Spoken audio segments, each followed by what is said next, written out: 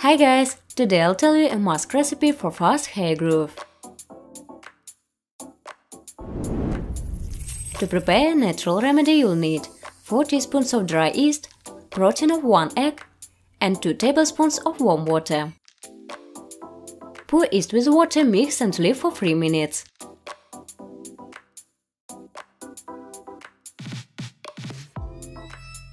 Beat the protein well.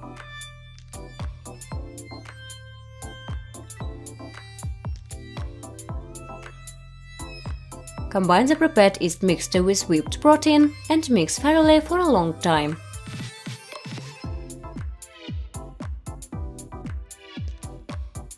Apply the mask to the hair roots with light massaging movements.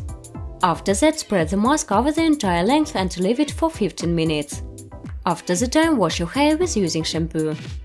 Use this remedy regularly once a week. This mask will nourish the hair structure and also stimulate the rapid growth and strengthening of your hair.